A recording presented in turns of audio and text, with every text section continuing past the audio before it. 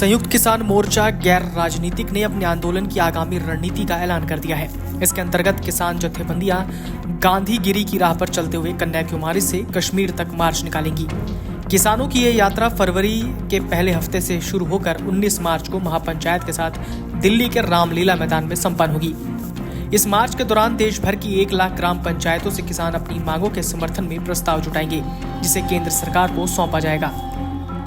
बैठक के दौरान किसान नेताओं ने यह भी साफ कर दिया कि जब तक फसलों की एमएसपी गारंटी और अन्य मांगे नहीं मानी जाती, तब तक किसानों का आंदोलन जारी रहेगा। किसान नेता जगजीत सिंह डल्लेवाल और अभिमन्यु कोहाड़ ने बताया कि प्रधानमंत्री ने आज तक किसान जत्थेबंदियों को मिलने का समय नहीं दिया, जबकि अगस्त में दिल्ली में प्रदर्शन के दौरान कृषि मंत्रालय से उन्हें आश्वस्त किया गया था कि जल्द ही कृषि मंत्री उनसे मिलेंगे, मगर आज तक कोई उनसे नहीं मिला। सुनिए किसान नेता जगजीत सिंह डल्लेवाल ने क्या कुछ कहा। ठीक है, मतलब इन्ना ही है जिन्ना का बचा रखा जाए। जिस तरह हुण गोडे गाडे नहीं कम करते, मैमरी नहीं पूरा कम करती, ये प्रॉब्लम्स हैगियां ने। चलो गुरु कृपा करनी।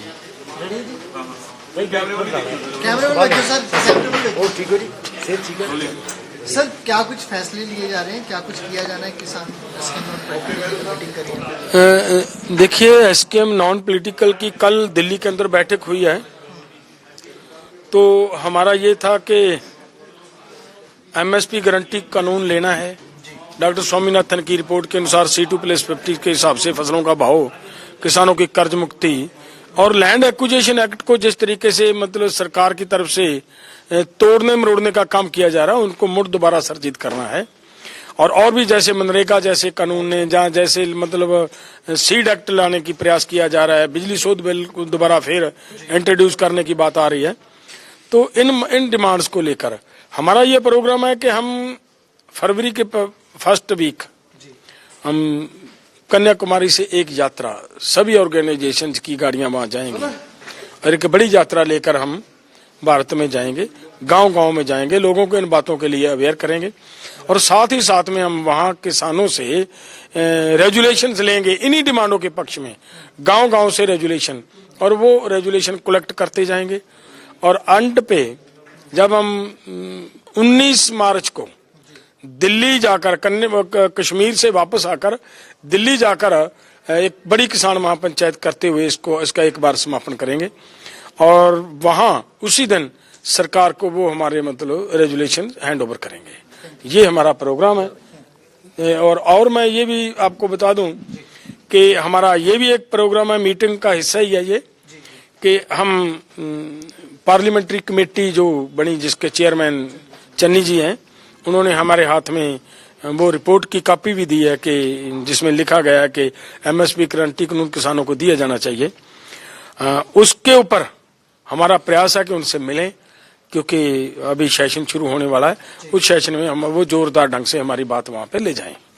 इन बातों के ऊपर हमारा अभी फोकस किया हुआ है। वहीं आगे उन्होंने कहा कि पंजाब सरकार के साथ भी कुछ मसले हैं जिन पर चर्चा करने के लिए सरकार ने समय देने की बात कही और वो सरकार के बुलावे का इंतजार कर रहे हैं। डल्लेवाल के साथ हरियाणा, गुजरात, पंजाब, यूपी, राजस्थान, तमिलनाडु, तेलंगाना आदि राज्यों से भी किसान जत्थेबंदियों के नेता मौजूद रहे। बैठक में डल्लेवाल को संयुक्त किसान मोर्चा एसकेएम का राष्ट्रीय संयोजक और कर्नाटक के शांता कुमार को सह संयोजक घोषित किया गया। इस दौरान डल्लेवाल ने कहा कि एसकेएम का किसी से कोई विरोध नहीं, जो किसान जत्थेबंदियां हमारी प्रमुख मांगों से सहमत हैं और उन्हें प्राथमिकता पर रखती हैं, वो एसकेएम के साथ मिलकर आंदोलन की ताकत को बढ़ाएं।